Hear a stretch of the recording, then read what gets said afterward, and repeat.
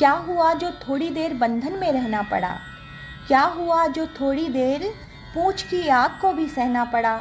पर फिर जिसने चिंगारी लगाई उसी की सोने की लंका आग में जल गई। जिन राक्षसों ने हनुमान जी की हंसी उड़ाई उन्हीं को कुछ देर बाद रोना भी पड़ा। राक्षसों द्वारा लगाई गई आग से उन्हीं की सोने की लंका हनुमान जी ने जला दी और उसके बाद समुद्र में कूदकर उन्होंने अपनी पूंछ की आग बुझाई और फिर माता सीता से मिलने अशोक वाटिका गए। मातु मोहि दीजे कछु चीन्हा, जैसे रघुनायक मोहि दीन्हा। चूड़ामणि उतारी तब दयऊ, हर्ष समेत पवन सुत लयऊ। हनुमान जी ने कहा, हे माता, मुझे कोई चिन्ह पहचान दीजिए जैसे श्री रघुनाथ जी ने मुझे दिया। तब सीता जी ने चूड़ामणि उतार कर दी। हनुमान जी ने उसको हर्षपूर्वक ले लिया। कहे हुतात अस मोर प्रणामा, सब प्रकार प्रभु पूरन कामा।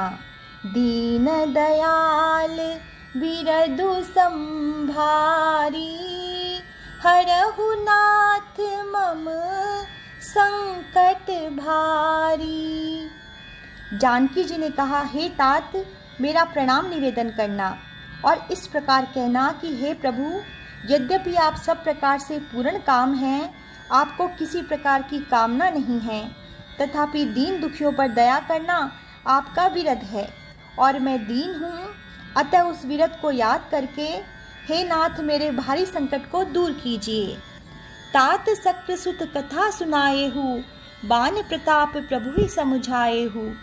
मास दिवस महु नाथु न आवा, तो पुनि मोहि जी अत नहीं पावा।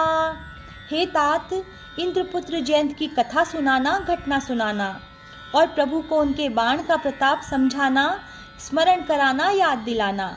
यदि महीने भर में नाथ न आए तो फिर मुझे जीती नहीं पाएंगे। कहु कपि केहि विधि राखो प्राणा, तुमहु तात कहत अब जाना। तो ही देखी सीतली भई छाती, पुनि मोह कहूँ सोई दिनु सो राती। हे हनुमान, कहो मैं किस प्रकार प्राण रखूं? हे तात, तुम भी अब जाने को कह रहे हो। तुमको देखकर छाती ठंडी हुई थी, फिर मुझे वही दिन और वही रात